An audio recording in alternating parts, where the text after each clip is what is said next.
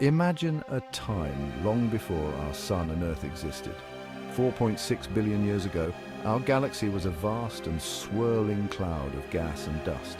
Most of this material was hydrogen and helium, the basic building blocks of the universe. Mixed within these light elements were heavier elements like carbon, oxygen, silicon, and iron. These heavier elements were the ashes of long-dead stars scattered across the cosmos in spectacular supernova explosions. These clouds of interstellar dust, often light years across, were more than just random particles floating in space. They were the nurseries of stars, the cosmic wombs from which new suns and their planetary systems would eventually emerge. Our own solar system, including the very ground we stand on, originated within one such cloud.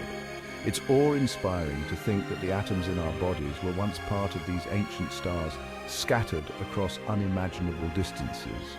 We are, in a very real sense, children of the stars. These clouds, though magnificent in scale, were not static entities. They were dynamic and ever-changing, influenced by the gravitational pull of nearby stars and the shockwaves of distant supernovae. Within these clouds, regions of slightly higher density would begin to collapse under their own gravity.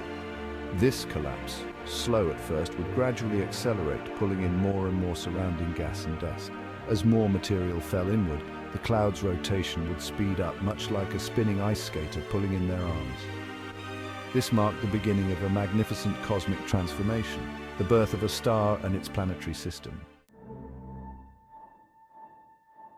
Over eons, our solar nebula, a giant cloud of gas and dust, began to collapse. Gravity pulled everything inwards. The cloud spun faster and faster as it shrank, eventually flattening into a spinning disk. At the center of this swirling disk, the material became incredibly dense and hot. Temperatures and pressures soared, creating the perfect conditions for nuclear fusion. Imagine the immense energy released as atoms fused together. This marked the birth of our sun. The sun, a giant ball of burning hydrogen, illuminated the surrounding disk of leftover material. This disk, still swirling around the newborn star, held the building blocks of our planet and all the others in our solar system. The intense heat from the newborn sun shaped the destiny of the surrounding disk. Close to the sun, where temperatures were scorching, only rocky materials like iron and silicate could condense into solid particles. Further out, beyond what we call the frost line, temperatures were cool enough for volatile compounds like water and methane to freeze into ice. This difference in temperature across the disk played a crucial role in determining the composition of the planets that would eventually form.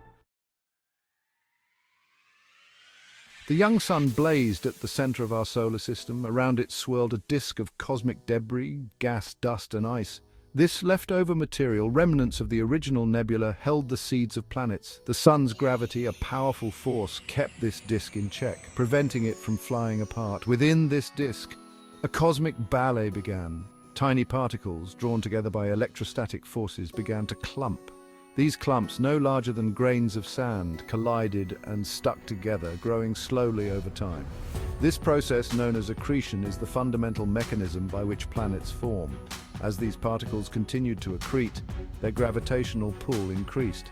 They became larger, sweeping up more and more of the surrounding material.